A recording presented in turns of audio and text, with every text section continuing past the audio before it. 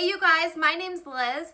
Today we are covering the most basic topic, but the most underrated topic. I think a lot of people do not understand how to read a market research tool, and if you can't read a market research tool successfully, then you cannot find a successful product to sell on Amazon. So today we are going to talk about the metrics I personally look at, what I'm looking at, what strategy I'm kind of going after when I'm looking at these, and what metrics that I do not care about at all. So if you want to learn more, keep on watching. We're going to just jump right in. Okay, so I want to make this video a follow along video. So today we are going to use the keyword camping table with sink. So it is just like a portable table and it's got a sink that you can bring like on a camping trip.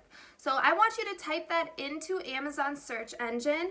And if you haven't already, I want you to download Helium10's X-Ray so you can follow along with this tutorial and see everything that I'm seeing. But rule one when you are looking at market research is you need to use 3 different market research tools to cross-check your data. Market research tools can be outdated or off, so if you put everything into just one software and you are making all of your decisions based on just one software, well, the numbers on different softwares could be completely different. Therefore, you are not making a very educated guess. That is rule 1. Do not put all of your eggs into one basket when it comes to market research. You want to make an educated decision by using multiple market research tools. Okay, so step 2 in market research is you want to open up your market research tool that you are going to be using, and then you want to scan over each listing on page 1. So you can just hover over it and look at the picture. And if it is not the actual product that you will be selling or looking at selling, you want to delete it because you want to get an accurate table of data that you're looking at. Okay, so now that you have an accurate table of data looking all at the same type of product, now we are going to go over all the metrics, so all the different columns that are in Helium10 X-Ray. So the first metric we're going to look at is the number sign, which just means the position the listing is in on page 1, 2, 3. So if it says number 3 by it, that means it's in 3rd place on page 1. If it says 150, that means it's in position 150 under that keyword on Amazon. Okay, so the next column is category, and category is super underrated, but category is a huge deal, you guys, because different categories on Amazon have different exposure. And you know, one category might not have much competition, but your product can still fall under it. So you might get more exposure since there's less competition. And also with categories, you have different FBA fees. So I mean, like apparel is 18%, 17 or 18%. Generally, they're like 15%. You want to make sure that you are following into like the lowest FBA fee category. But something else that I like to look into is I will look at the highest revenue sellers in the market and I will see what category that they're in. Because if you are getting a lot more exposure being in the kitchen and garden category and you're getting a lot more sales and everyone who is also in that category is getting a lot of revenue and sales, then that's maybe the market you want to be into. But if there is really no pattern, I would find the one with the lowest FBA fees and the least exposure. Okay, so the next metric we are going to talk about is the little truck. And so that just means who is selling this product. So there are only 3 choices, so it's either Amazon, FBA, or merchant fulfilled. So Amazon just means that it is like a vendor central product, which just means that Amazon buys inventory from a larger company and then they sell it and they manage the listing. So some employee from Amazon is managing that listing.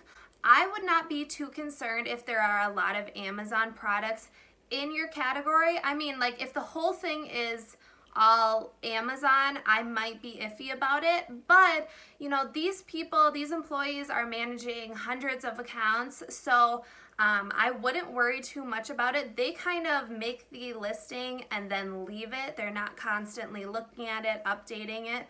So I have competed with Amazon listings before, and I don't think it's that big of a deal. And then the next one is FBA. You guys already know what that is. And the next one is merchant fulfilled, which is just like the seller ships from a different location directly. It's not through a warehouse with Amazon. Okay, and the next column is price, which is very important. You want to make sure that you can price your product high enough to actually get a good profit on it. So the first thing I look at is I look at the average price of the highest sellers, the sellers who are selling the most per day, and look at their price. If they are all priced around the same price, then I will know that I have to follow those price rules as well. But if one seller is dominating the market, so they are getting the majority of the sales and they have the lowest price, that means you are in a price sensitive market. That just ultimately means that if you launch a product in that market, you need to undercut that seller to achieve all of those sales because customers are price driven. I personally would not recommend getting into a price sensitive market because it is just a race to the bottom. You and that other seller will keep undercutting each other until you are at a price where you can barely even keep a profit. So I would not recommend that. I would recommend getting into a market where you kind of see a scattered price range, where people don't really care about the price. They more so care about the reviews, the quality, whatever it might be, but they're not worried about the price. Okay, and the next metric I want to go over is sales. This is the estimated monthly sales for that seller. So if this is your first time ordering this product, I would treat it as a test order and only order 1 to 3 months worth of inventory. So if a seller is selling 100 units per month, I would only buy 100 to 300 units total for your test inventory. You do not want to buy like 6 months worth. You might get to 6 months, selling that really well. But at first, I want you to start out with a very small order just to test it out because we do not want to waste a lot of money and figure out that the market's no good. So do test orders and base your test order quantity off of the monthly sales. And the next metric I want you guys to look at is the sales chart. And this is super underutilized, but really important to check out if you are serious about a product. You want to open up that sales chart and turn it to all time or like yearly so you can see if there are any like peak seasons. You do not want to base your market research decision off of data during a peak season. You want to make sure that it's either steady or you are going to be launching your product during peak season, whatever it might be. But you do not want to be looking at your market research tool saying like, these are such great numbers, why aren't more people in it? Just to find out that it's a peak season and that by the time you get your product out there, season's going to be over with. So make sure you are looking at that before you are finalizing anything. Make sure that it is either consistent or you are going to be going into a peak season by the time you get your inventory. Okay, the next thing that we are going to talk about is revenue. And people put way too much emphasis on revenue. Revenue does not mean anything if the margins suck. One thing I will say about revenue is stay out of those really super high revenue markets because your business is probably too small. The market is super saturated, or there's going to be a lot of sellers coming in and it's too expensive to compete in. Only huge companies can really compete in that with the PPC rates at this point. So don't get into a huge market. I actually suggest people to get into a market with 20 to 30 in revenue. That is good, because if you are running at a 30% profit margin of $30,000 in revenue, that's $10,000 a month in profit that you can reinvest into your company. That is awesome. I think, kind of going for unassuming smaller revenue products is a much more strategic way to go. But that was kind of a rant. When I'm looking at revenue, the only thing I am looking at is to make sure that there are multiple sellers in that market making a good chunk of revenue. If one seller is dominating it, so every other seller has 1,000 in revenue and one has 50,000 in revenue, don't want to get into that one because they will eat you alive. Just kidding. I don't know the situation. You don't want to get into one where one seller is dominating the market though. And another thing is, like I mentioned before, is you do not want to get into a market where it's price sensitive. So those are the only two things that I really put into account with revenue. I do not place a lot of emphasis on revenue, and you shouldn't either, because it's kind of a bogus number that doesn't really tell you a lot about it. You have to do a deeper dive to look at the margins on everything. Okay, and the next metric I want to talk about is BSR, which is just bestseller rank. So this is just the rank Amazon gives you within a certain category. So there is a direct correlation between BSR and revenue. The lower your BSR, meaning the better your rank is, the higher your revenue is, usually. So one thing I like to look at is I will take the range of BSR within my category. Usually it's like a subcategory. If it's from like 5 to 150, I'm gonna look in the 75 BSR range, and I'm gonna make sure that those sellers who are like medium BSR are still getting a good chunk of sales. So that makes me confident that if I am a new product and kind of still grabbing onto my rank and launching my product, that I can still achieve a good amount of sales. I don't need to be number one BSR for the entire category. So it's a great way to know if the market is achievable and you can still sell well in that market. Okay, and the next metric we are going to look at is review count. And I do not put a lot of emphasis on reviews because I don't think they totally matter. I think there was kind of an old market research way of doing things where a lot of gurus would say that you want to find products that have under 100 reviews in the market, and I think that's kind of outdated. Amazon is so big and it's been around for so long that to find a market like that is pretty rare, and it really doesn't mean anything. Someone could have thousands of reviews and they all suck. They're all bad reviews. So don't put too much emphasis into reviews. But one thing I do want to say is if multiple sellers have over 1,000, don't get into that market. It's too competitive. They have too much historical sales and data behind them. And that will affect their BSR better than yours. It's just too saturated of a market. So don't get into that. But, if one seller has 400 reviews and the rest have 80, 90, 100, and it looks like a good market and there's a few sellers, you can jump into that, no problem. So don't worry about reviews too much. Just, you got to get them once you launch the product. All right, and the next metric we are going to talk about is review velocity.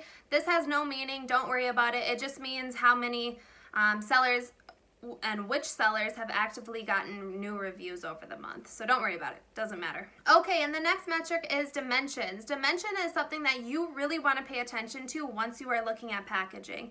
And dimensions obviously has a direct correlation with the FBA fees that you saw earlier. I would skim through the FBA fees and see which one has the lowest fees and go over to their dimensions, and you will most likely see that they either packaged their product more efficiently or their price was much lower, so the referral fee got changed, but most likely they have more efficient packaging. But you want to see and look at their dimensions and try and figure out a way to make your packaging more efficient than everyone else, because the more efficient you can package, the cheaper your FBA fees are and the cheaper your shipping fees are. So, packaging actually is very important. So pay attention to these numbers. You do not want to be on the top end and the higher end of those FBA fees in your market, because that's less margin, that's less money for advertising. So make sure that you are trying to be most efficient as possible. And the next metric we're going to talk about is weight. And weight is super important when it comes to shipping. Shipping can be very expensive if you have heavy product. Make sure that you are taking into account that, and also that weight will affect your size tier, which brings me to my next metric that we're going to look at is size tier. This is just the way that Amazon charges you your FBA fees. So if you have an oversized product, it could be small but oversized. So a hula hoop would be oversized but small. That is a more expensive product than, just a standard size, really small, mouse, something like that. You just want to make sure that you are aware of what tier you're in, and you can find all that information under Seller Central, but it's something to keep in mind and make sure that you account for in your finances. All right, you guys, those are all the metrics I had for you this week. I hope you found this video helpful. It's really important to understand the metrics. I know it looks like just a bunch of jumbled numbers, but you have to understand it to find a successful product. And I want to remind you that this is just the initial step of finding a successful product. After you check everything out on market research tools, next you need to enter it into a profitability calculator. And I have a free one on my website called eBizwithLiz.com/tools, and you can find the profitability calculator there. Once you figure out if it's profitable, then you want to create a whole business plan on it, just to make sure everything moves and jives together. So you want to look at marketing, SEO, production, everything together as a whole, just so everything has a clear strategy going forward. Make sure you hit that subscribe button if you want to see next week's video, and check out eBizwithLiz.com if you want to see more strategies and tools. I will see you guys next week, hopefully. Bye, guys.